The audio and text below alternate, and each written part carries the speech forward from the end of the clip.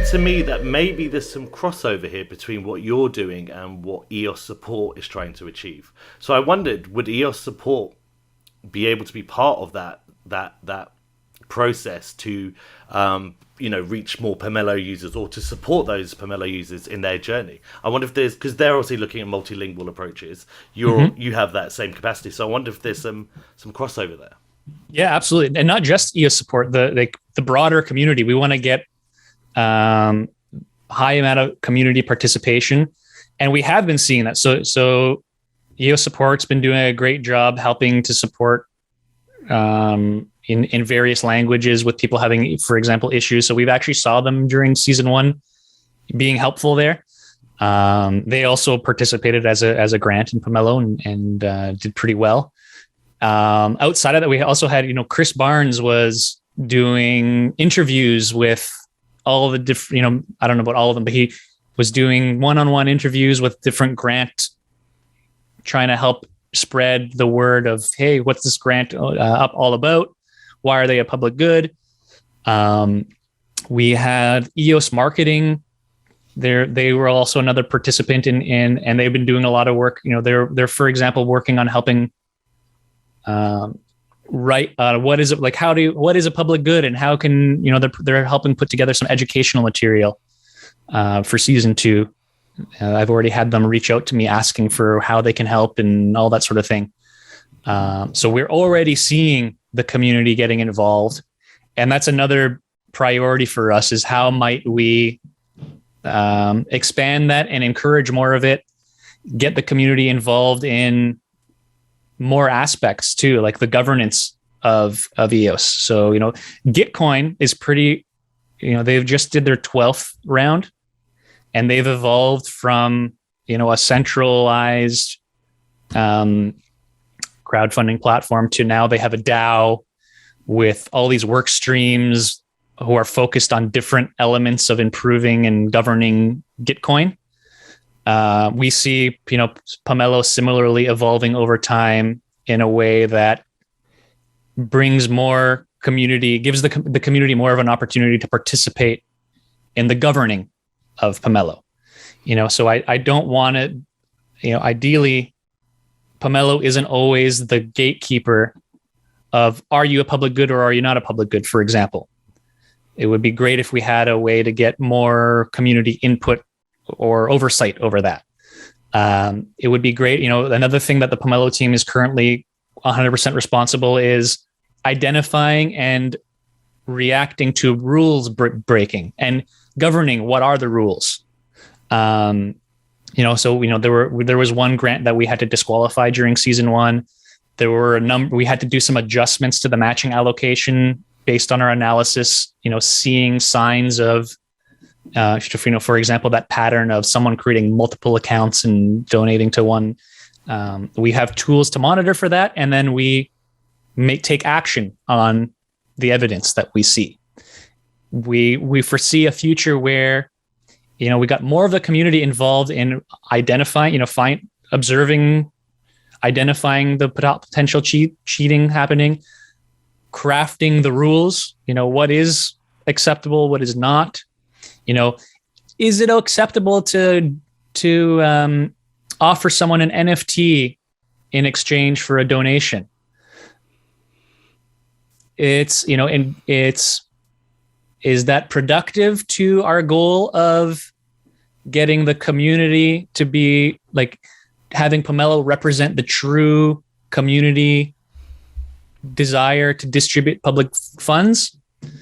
What are the trade-offs? Yeah, maybe it's great at getting more participation, but maybe it skews the signal. Yeah. Is it a reward or is it a bribe? Right. So again, we have rules about bribing. Is an NFT a bribe or not? That's a harder answer to. So again, having the community give us input and actually participate in setting that rule, and then participate in observing, are those rules being followed, and do we take action in the case where we're finding that it's not being followed? These are all things that's going to take time, season over season, for us to develop the mechanisms to be able to get the community involved. They're hard problems to solve. But I think they are important to, over time to have that. We don't, again, like I said, we don't want to be the gatekeepers. For now, we have to be. We've built, our first version of this thing, and it's going to get more complex and decentralized over time. So then on security, you said, was it just one project was kicked out? So I just wondered, during the season 1, you actually suspected there would be more than one. So I just wondered if that's a positive then. And number 2, how much fraud do you think, know or suspect was probably successful that you don't really have enough evidence to kick them off the platform entirely? Because there's going to be some gray area, right? So I just wondered, do you have any data on that? I would say that, I think from what we observed, we were pleasantly surprised by how well behaved all the participants were. We saw that there is this big opportunity for, gaming the system. But for season 1, at least, it seems that the majority of participants really do believe in EOS. They were participating because they truly wanted to, they believed in the projects that they were donating to, and they wanted to show their support for them. They wanted those projects to get that part of the allocation. Some of the behavior that we were seeing, it's hard to say whether it was malicious or just a lack of, this is the first time that the community is going through Pomelo. It was maybe an honest mistake sometimes. Like they're just they truly believe in this project and they're doing things to try to support that project, not thinking big picture about how it impacts the broader ecosystem. Well, what are some of the examples of that? Just sorry to interrupt. What are some of the examples of those kind of inadvertent mistakes? Because it'd be good to know so people can try and avoid them in the future. So again, just like, for example, coordinating with friends to let's all, and using, one source of funds, distributing it to all my friends and all agreeing to vote on something. I did that with I had to set up an account for my mum and my girlfriend, so they wanted to contribute. So I sent my EOS, which they gave me fiat in response. And I did wonder, would you guys flag that and be like, kick us off the platform or whatever? But I was like, I had my mum and girlfriend defense ready to go. And that's a gray area. So is that, we've got like the EOSBs in Eden out there who are, again, they're getting funded, and then they got a single source of funds that's getting distributed to all these. And then are they voting as individuals or are they coordinating to vote? It's hard to say. And again, I think they've all got good intentions. How do we just make sure that there's balance in the system where that coordination doesn't detract from the goal of Pomelo?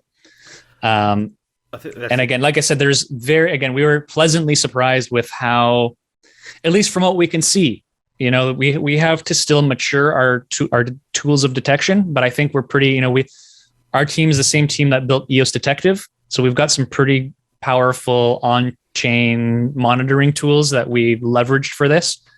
And again, looking at that, I was like, oh, wow, it's actually pretty, this all looks like real people doing real donations, besides a few very minor exceptions. I don't have a percentage that I could assign to it, but I would say it was small, less than what we expected. I think over time it's probably going to grow. So we've been keeping a close eye on what Gitcoin experiences. They just had their 12th round, and their biggest by far, I think they had like $3.3 billion, I believe, was distributed through Gitcoin for round 12. At the same time, and it was by far their biggest matching round, and it was the biggest spike they saw in Sybil attacks. They've actually gotten pretty good at coming up with a percentage, like a fraud percentage. And I think they said something like 25% of the matching pool for Gitcoin round 12, they suspect went to, fraud or this type of behavior. That's a lot. Yeah. That's a huge number. Yeah. So again, our goal with Pomelo is not to eliminate that. Our goal is not to be perfect. It's at the end of the day, the value that comes out of what we're doing here is not in having a perfect, distributing the matching pool perfectly to only the completely legit projects. What the value is what we talked about at the beginning, is that community we're creating, the reputation that projects are building round over round. I think it's short-sighted to, if you want to milk the system from that little matching pool there and ignore all the opportunities that are coming out there from VCs and the ENF, and if you don't care about any of that stuff and you just want to milk this little pool and take it and go and never come back, okay, that's a strategy, but you're leaving a lot of money on the table. The better strategy is to be a good community member. Don't try to steal the matching pool from your other colleagues by playing silly games and trying to find ways to optimize how you're going to get as much of that matching pool as possible. You should be optimizing for building your community, building the reputation for your project, showing results round over round, building something that the community cares about. And then really the prize is not that matching pool. It's the opportunities that come after the matching pool. Yeah. I think the point on reputation is excellent. I mean, you can steal money once, right? After that, exactly. Everyone knows who you are and your project's finished. So yeah, it's really hard to build the reputation. It's really easy to burn it. Yeah, that's 100% right. Well, you've spoken then about Gitcoin season 12 a couple of times. So then that gives me a nice segue to my question. So then, without any limitation or without any form of limitations or resources or laws of physics, in your wildest dreams, what could season 12 of Pomelo look like? Yeah, I don't even know. So we're evolving our understanding of this over time. Like, my idea of what season 2 would look like has already changed from my experience going through season 1. What we saw as the insights that came out of season 1 were not necessarily what I expected to be what I'll be focusing on building in season 2. We've got all these more bells and whistles we have in mind of, some great features that we want to add. But what we found in season 1 was like, there's a lot of value in just like making the experience better for grant owners. We don't have to add any crazy new things. It's just like little things that make it easier for the grant owners to participate. And that was like one of the insights, I think, coming through season 1 is really how important the grant owners are to, the making Pomelo work. Whereas perhaps going into it, there was the focus might have been more on the donors. How do we attract more donors? How do we attract more donors? And you attract more donors, we learned, by getting good quality grants, and letting those grants be the ones that. So again, I imagine we'll continue learning those insights. Another key insight was, again, that I really don't like being a gatekeeper. It was an important job that we had to do, being the one saying yes or no. Ideally we expedite our path to not having to be that gatekeeper. So those are, I guess, two key insights we learned in season 1 that impacts our roadmap going forward. And so again, in round 12, we can probably see more community involvement in the decision-making process. more support in native languages for grant owners and donors, more features. So we're working on bounties. So we'll add, grants is one important element for building this open source ecosystem. Bounties, so grants is allowed. Hey, I've got an idea. I need to get funded. What do you guys think? Donate some money and get me funded. Bounties is something we're working on that's sort of the inverse. Like, hey, I just got funded. Now I need to actually build this thing. Who can help me build this? And a bounty is a tool that we're building to allow people to offer up a reward of a bounty to complete some piece of work. And again, I see this as it's more than about just getting that work done. I suspect people will be using this as like a recruiting tool. It's, I need devs on my team. I just got funded. I'm being successful in Pomelo. We're getting more funding over round. I need to start scaling my team. I don't know where the talent is, but I know I have this task I need to get done. I'll put up a few bounties. People start delivering these bounties. Oh, wow, this guy did a great job. You're hired. So I suspect we'll see, talent being discovered through the bounty product as well, and good work getting done too. Yeah, I mean, we would use the bounty system right now if it was active. I mean, we have funding and we have tons of work we need doing, and no mechanism to find devs other than Telegram. Yeah. So it's needed so badly. So what do you think? Season 3? Do you think you'll have that ready by? Yeah, so we're working on it in parallel. So we've actually got so EOS Asia. They've got a team helping us build this. We're partnered with EOS Asia in building Pomelo. Our team is really focused on the product design, operation, all the back end, smart contracts, things like that.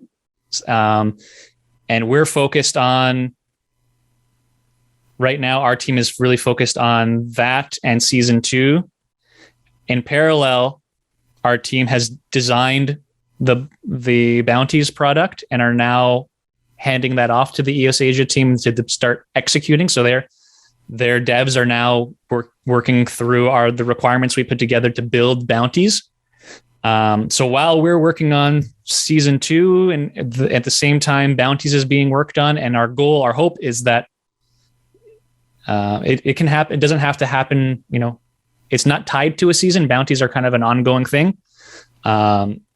So our goal is after season 2, before season 3, hopefully, bounties are live. Awesome. I cannot wait. I think they're going to be a massive improvement in the sector. And what you'll find is maybe some projects will just keep the kind of the grants in Pomelo. They'll end up using it as a dev budget to hire bounties or to pay for bounties. Right. So what projects then from Pomelo season 1 do you think had real potential, but maybe joined late or didn't really break out, didn't really have the success of some of the other projects? And which of those do you think has the potential to do really well for season 2? There were so many. Just one random coming to mind. I was a little sad that there was the EOS Zine, and I feel bad. I forget his name now. He formerly he's been involved with EOS Detroit, doing a lot of their artwork. There was a proposal to do an EOS magazine, comic book style.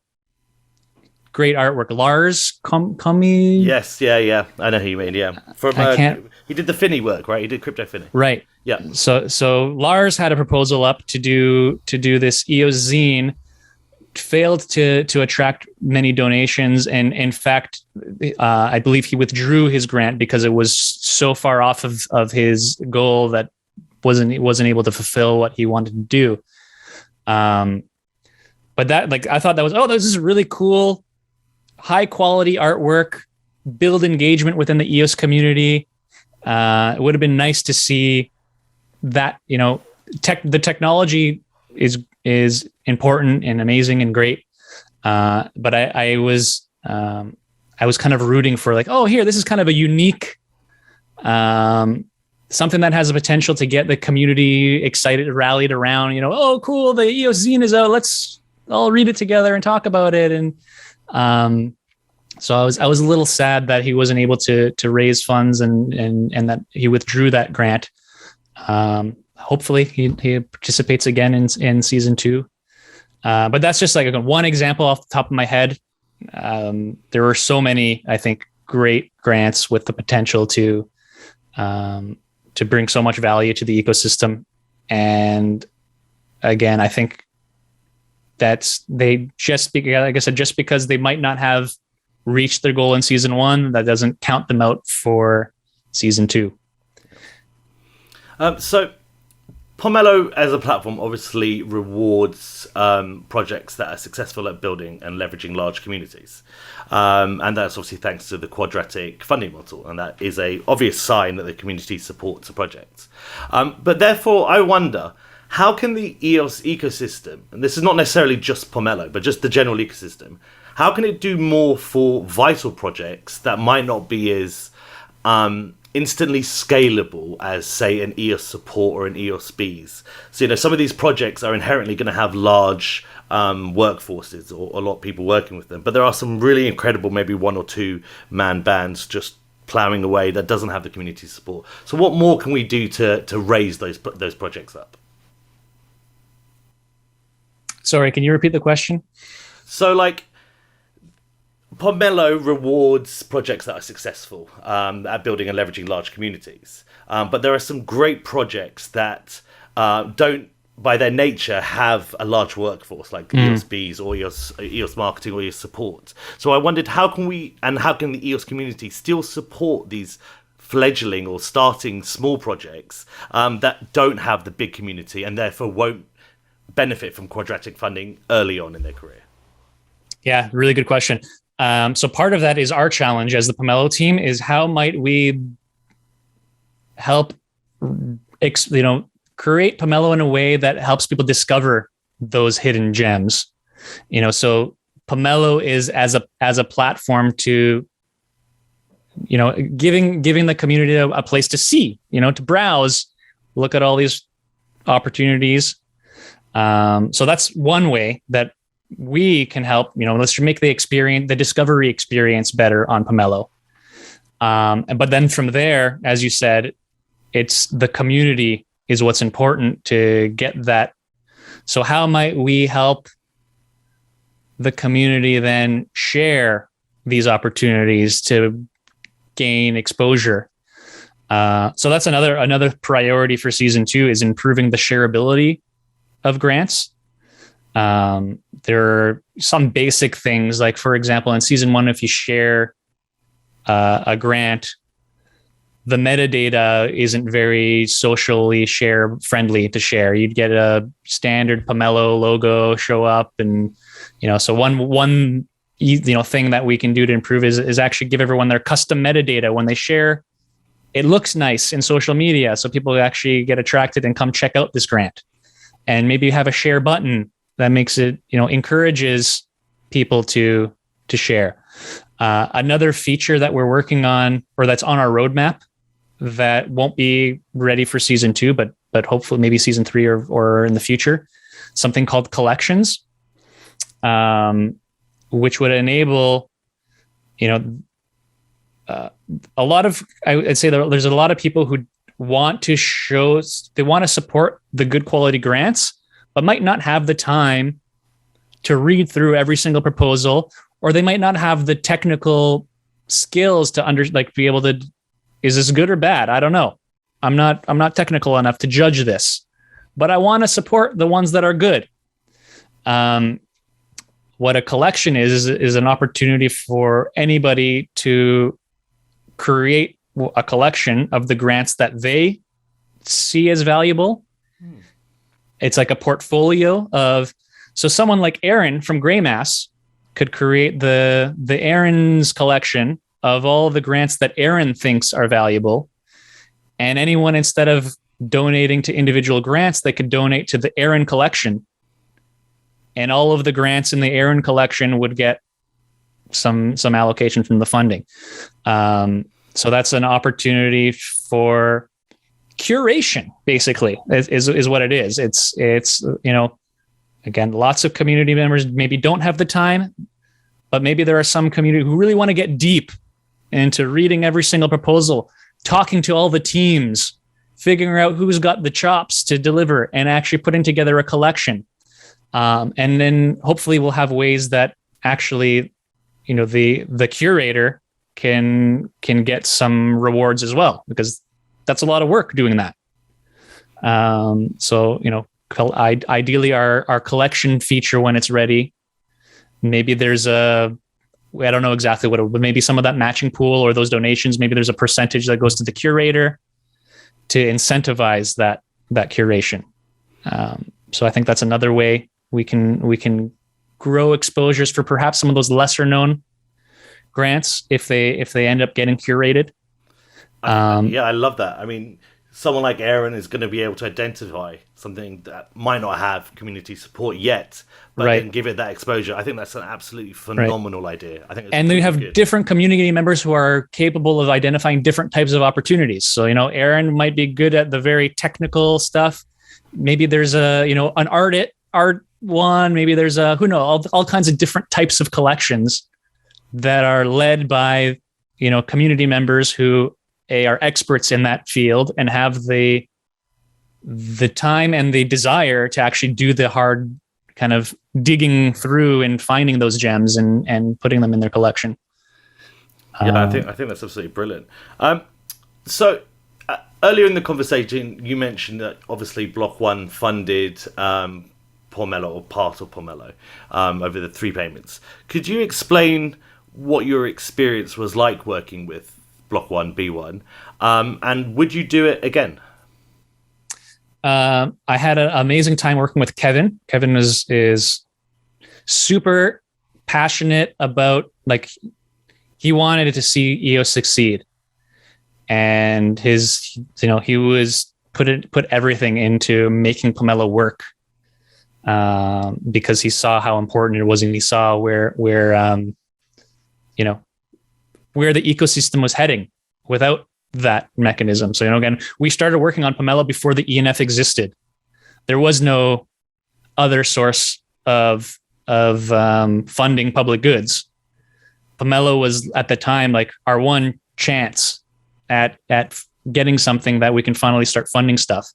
I'm thankful that now all of the weight is not on Pomelo's shoulders. We've got the ENF funding stuff. We've got Helios. We've got all kinds of different participants taking on that responsibility now. So working with Kevin on that mission to save EOS was amazing. Dealing with the legal red tape in the background was not something I'd want to do again. So, it was, I would say, probably a year-long process from the time where we forget the coming up with it. Okay, we're aligned. Gitcoin is the model to follow. After that, it was another year of, negotiating on what is the road. We had putting together the roadmap and getting it funded and get. It was we could have built Pomelo in that time. I know that feeling. and again, and now Kevin's gone, and I'm not aware of anyone left at Block.one who's got that same desire to see EOS succeed. So it's even more now it's at least I had a champion there to work with at Block.one who was really pulling to get this done. I don't know that person exists anymore at Block.one. So I probably would not be interested in I don't have the time to spin my wheels trying to get a little bit of progress through their legal department. I'm much happier working with the ENF and other players in the ecosystem. Yeah, I agree. Move fast to break things rather than move slow and do nothing. So I guess like others, this is kind of aside from Pomelo. So others may be familiar with your story, but I'm not. And I was preparing for this interview. I kind of did some research. And I couldn't find a huge amount about kind of how everything started. So I believe you started EOS Toronto around 2018 or something. It was like a pub. It was like a pub night or something. And then you either evolved or you joined EOS Nation. And then I assume you met Eves there. Rather than me assume, why don't you tell us how EOS Nation was formed and how you became the CEO? Yeah. And I think it's a great example of the type of thing that we want to encourage with Pomelo. It's like a random person, by just starting to participate, the journey they can end up on and the value they can end up creating as a result as they grow in that journey. I started, I got involved. I mentioned at the beginning, I got involved with the EOS community prior to launch just because I saw it as an opportunity to solve the big problems that were, that I was really thinking a lot about with the way that how society is structured. And I live in Toronto, and I was, again, just excited about this technology and its potential. And I was looking for people to talk to about it.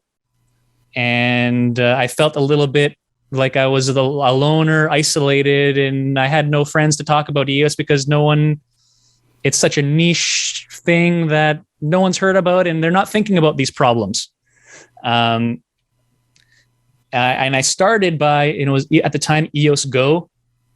If you're around for when the mainnet launched, they were, doing video interviews with Dan, and they had a forum where EOS community were gathering to talk about how excited we were and starting to organize. And they were, they did the block producer, they set up a way for block producers to like put up an application kind of to, so they were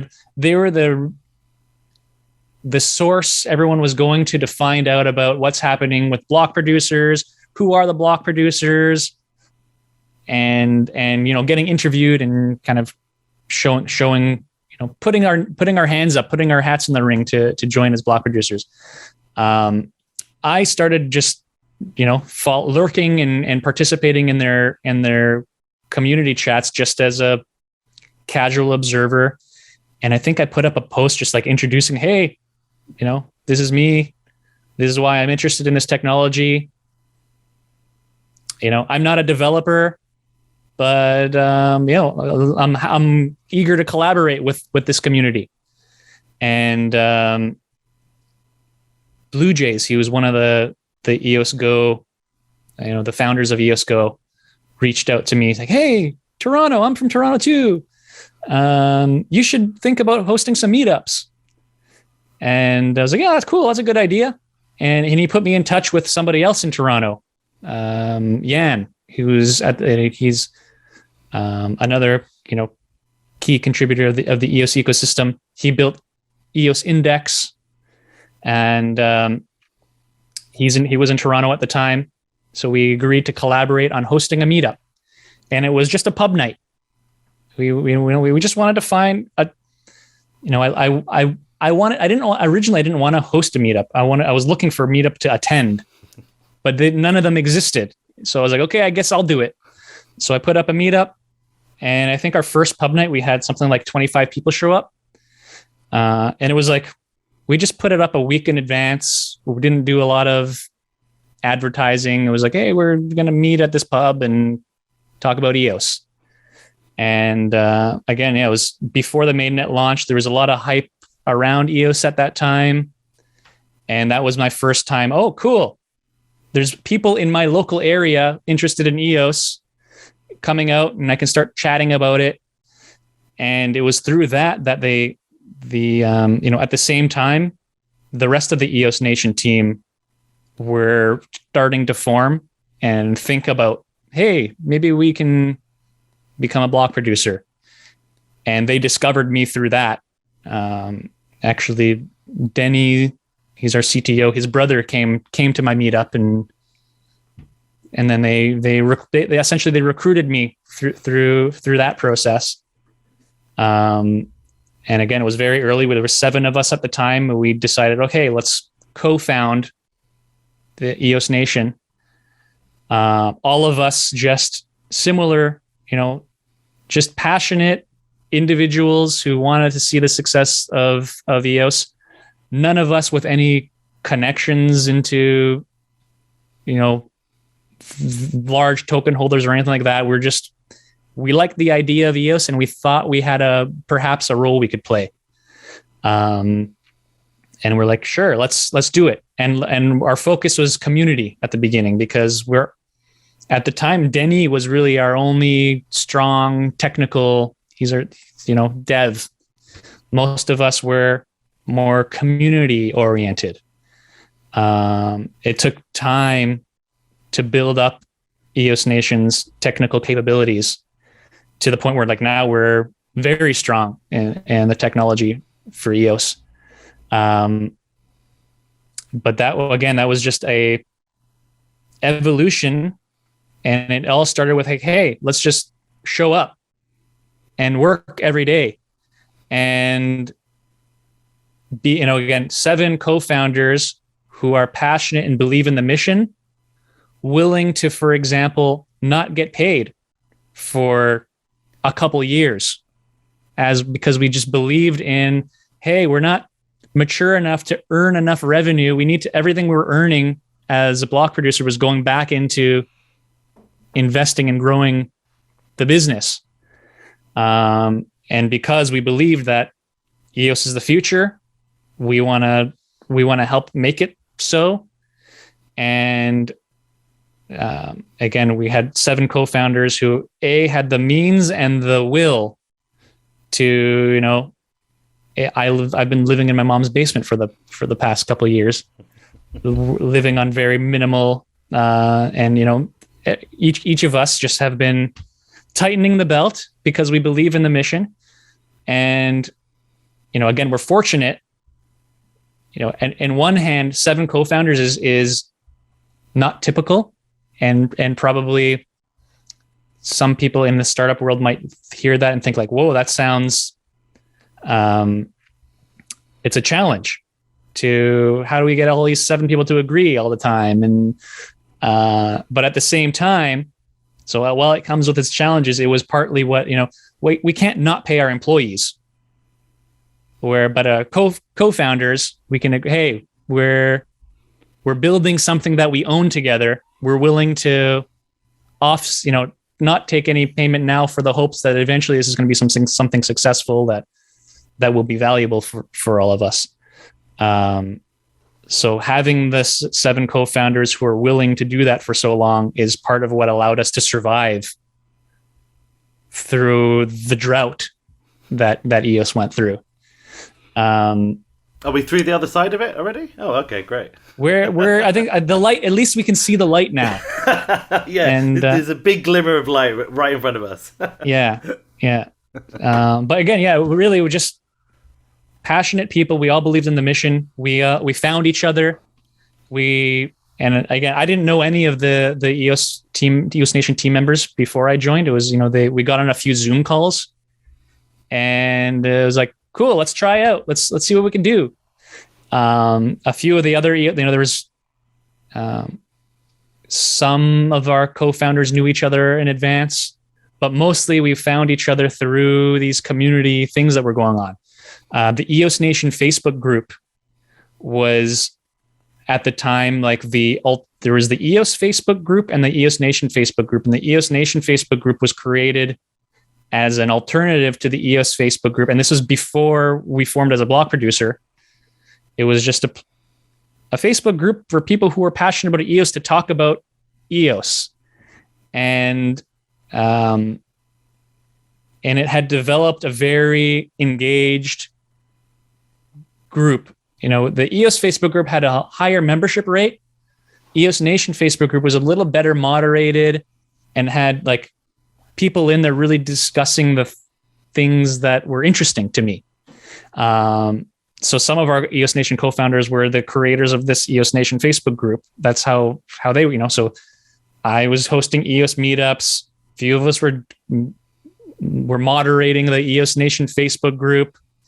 And just we came together and decided, hey, let's join forces and build this thing. And then, so how did you progress from being, a kind of ragtag, excuse the phrase, group of individuals into arguably one of the most successful and resilient and reliant block producers in the EOS community? I mean, I think you're at number 3 now, and you've consistently in the top 10 for a long time. So I just wondered, how did you evolve so well, for want of a better phrase?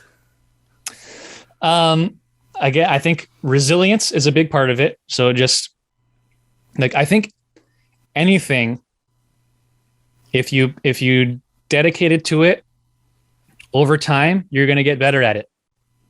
But it's a matter of putting that dedication and doing it every day and just showing up every day and learning and, making mistakes and learning from them and adjusting. And so, a big part of our success, I think, was just that we were very, again, we were able to withstand the drought, and through that drought, never stop learning and trying to improve and working our asses off, and growing the skills on our team through the, all the initiatives we participated in, adding team members to the team with the skills that we were lacking, learning from each other, and just being very strategic in where we invested our time and our resources, into making sure they were always, the most value add to our continued growth. So Yves led us through. He was our CEO prior to stepping down and leading the EOS Foundation. And he did an amazing job navigating us through some of those really hard times.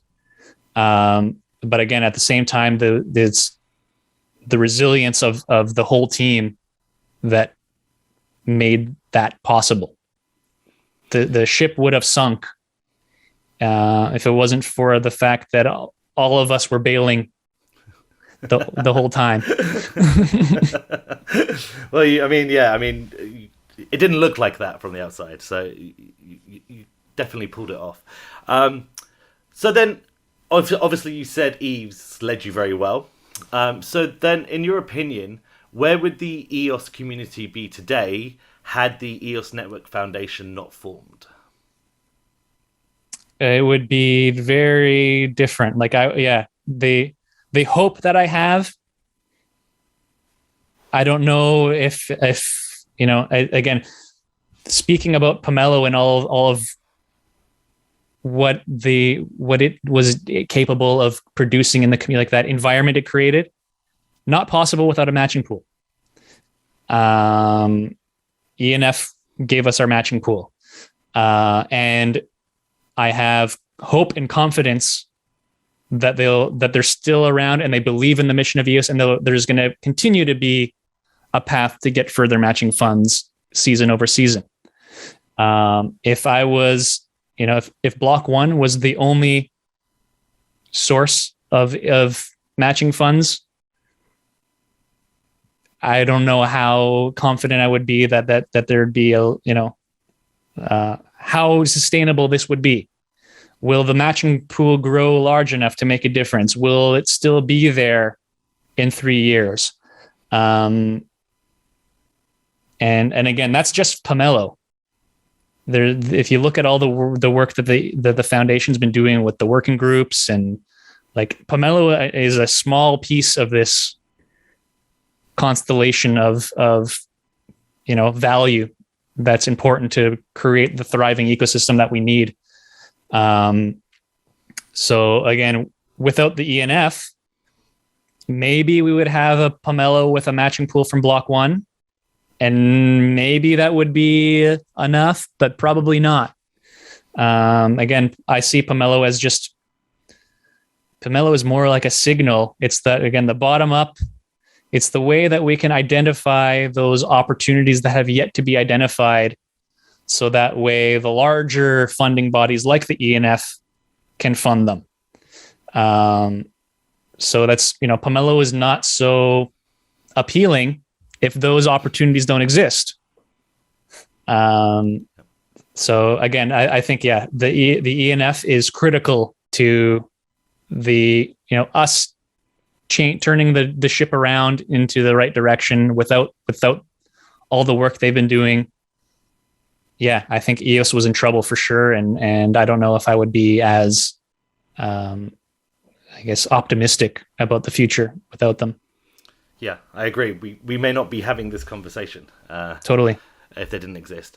All right, then. So please name us something that you think the EOS Network Foundation has done poorly to date, or should, in your opinion, be improved upon going forward. The reason why I ask that is because they've done a lot right. So, let's try and challenge them as well, and hold everyone to account equally. Okay, I have to think about that.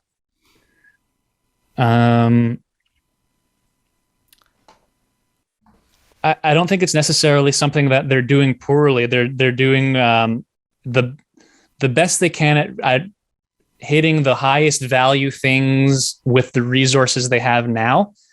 There's a huge opportunity, though, I think, to get, and I see progress being made already. Like there's we're this decentralized community, and community members want to feel included and have a good line of sight into what's going on. As we're forming all of these working groups and organizations, and there's a bit of radio silence, I think, that that the community is craving to get more. But again, I wouldn't say that's a fault of the EOS Network Foundation. It's a fault of the immaturity of all of the things that are being built still. There's a lot of work that needs to be done for us to create the, that feedback loop with the community. So I think a lot of the stuff that's happening with the working groups is going to help enable a lot of that. I think we're seeing now Eve is, doing these rants videos, things like that. So, getting more of Eve's perspective and the foundation's perspective communicated to the community is helpful. And I'm happy to see more of that happening. And it's just something that we as a community have to continue maturing those. I love that we're migrating everything to Discord and finding opportunities for, more. And this is a challenge I'm trying to do within EOS Nation as well. We're a completely distributed team, and our team is growing. We've got over 20 people on the team now, all over the place. How do we create an environment where people feel like we want some spontaneous collaboration to happen? We want people to get to know each other on a more personal level. We want to get out of our silos of the one thing we're working on and see how what I'm working on impacts everyone else, and how what they're working on impacts what I'm doing. And the Discord channel is one. We're doing the weekly fireside chats and these sort of things that kind of build that sense of community. We're going through a similar challenge within EOS Nation, where I just recently migrated all our stuff onto Discord because I've been loving all the tools I've been seeing on there for the EOS Network community Discord channel. So hopefully we'll do more voice chats where people just wander in and say, "Oh, cool! Wonder what these guys are talking about. Maybe I can get involved in this project because that's interesting to me." Those sorts of, spontaneous collaborative opportunities. So, Daniel, your instinct now will be to display some form of bias. So I ask you to try and avoid that. But during Easter this year, firstly, can you confirm or deny if there will be a Keys Easter egg fight, if it will go ahead as planned, and who do you think will be victorious this year? And will you please put another video on YouTube of you doing it? You found my the Keys family Easter egg fight. Yes. Wow, you really dug deep. That's a good question. I'm actually not sure. I hope that this year we'll get the whole Keys family together for our annual Keys family Easter egg fight. It's a tradition in the I'm sure it's not just a Polish tradition, but my family's Polish, and traditionally for Easter, we have our championship Easter egg fight. We have hard-boiled eggs that have been dyed in onion skins, so they're dark brown, and sometimes we etch little designs on them or decorate them. And once a year on Easter, everyone picks their egg, and we take turns, smash them against each other, and whoever's egg survives, they move on until the last egg is standing, and they get crowned the Easter egg champion. Unfortunately, I've been doing. I'm 30. This is going to be my 35th Easter coming up. I think 34th. Oh, my own age. Once you're over 30, it doesn't matter. I'll be 35 in May. I guess Easter's just before. I'll be almost 35. It'll be almost my 35th time participating. I have yet to win an Easter egg championship. So hopefully this is my year. I mean, I said at the beginning to avoid your internal bias. You couldn't help yourself, and you were biased.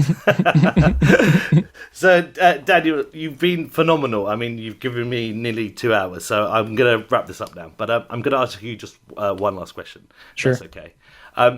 Where do you see yourself and EOS Nation and EOS as an ecosystem, both professionally and personally, in the next 5 years' time? I guess the personal part is for you rather than the ecosystem. In the next 5 years? Oh, yeah, in 5 years' time. Yeah. So again, my hope is to see in 5 years, the EOS ecosystem has continued to mature and evolve and attract a lot of activity from, I want to see EOS adopted by regular people, not just the people who are here because we believe in the potential. And I want to see some real use cases on EOS. And my dream is that EOS Nation is a big part of creating the opportunities for those use cases, and being a big part of what makes that adoption from, the everyday, mom and dad. I love, for example, you can get your mom and your sister to donate to your Pomelo project without even having to ask for you for help. We need better, easier ways for the average person to get onboarded into this ecosystem and to join it because they see the value in participating.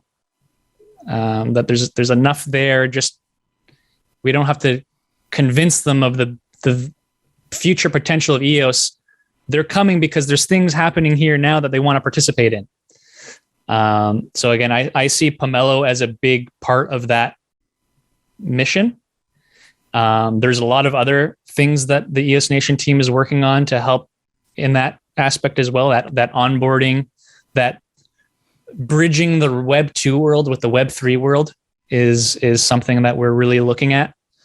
And how do we make it feel native to, someone coming from the Web 2 world to the Web 3 world? Should still feel kind of like the Web 2 world, but come with the benefits of the Web 3 world, and give people some people feel very, they want to own their own stuff. Others don't so much. How do we give both options or create the path for someone to evolve? Maybe you you don't see the value in owning your own keys yet. But by participating in the ecosystem, building your knowledge over time, maybe we can graduate you from someone who's custodianed to someone who takes full self-ownership.